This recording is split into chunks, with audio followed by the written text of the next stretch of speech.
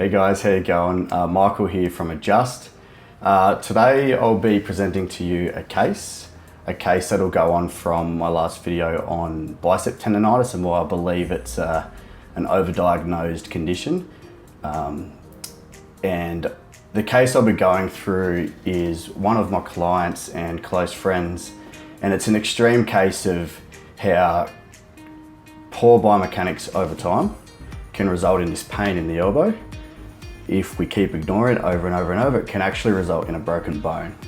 So 12 weeks ago now, Andy had a powerlifting competition where he broke his arm, and a lot of you guys out there who are in the strength industry would have seen it, and it was pretty gruesome. So it'll be good to go through.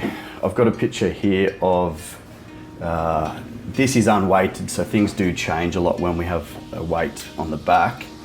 But we do have a barbell here across Andy's back, and I want to highlight that we'll look from here up. I want to highlight that the thoracic spine, we can see in through here, and the shoulder, in Andy's case, the two major factors that didn't move properly, which resulted in torque or force around his arm, which caused it to break. So very briefly, we can see he's a little bit flexed through the thoracic, so a little bit rounded forward.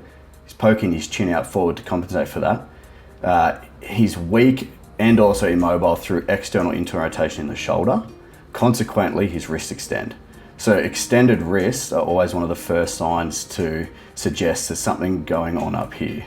Now, in between this and this, we have the arm, the humerus down through here, which is what Andy actually broke. So if we move on up to this image I've got up here, this is immediately post fracture, and you can see down through the distal humerus here, he's got a fracture down here non-displaced. So that required fixation. So 2 weeks later, Andy had moved into an operation. We've got a CT here, 6 weeks post-op, and you can see all through here, we've got a plate, 22 screws, all the way along the humerus, all the way from the top to the bottom. They literally moved his tricep out of the way and screwed a plate in down the entire length of it. So we are now 12 to 13 weeks post-op. We've been doing a lot of, the first phase is great because it's all movement based in the arm and trying to address the long-term fix, which will be tidying up that squat. So we needed to address his thoracic position, his neck position, his shoulder positioning, so strength and mobility, and also the wrist, so the whole lot.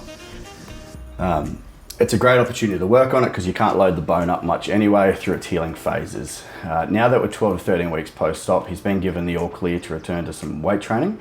So it's a really good opportunity to load the bone so it actually heals properly. So as I said last time, bicep tendinitis, definitely not the case here. I see this all the time. We now know it's not bicep tendinitis, and it is something further up the chain. So please come down to Adjust and let one of us physios have a look.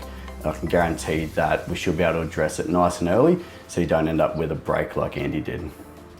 Thanks for listening, guys. If you have any questions, please feel free to ask down below or send us a personal message.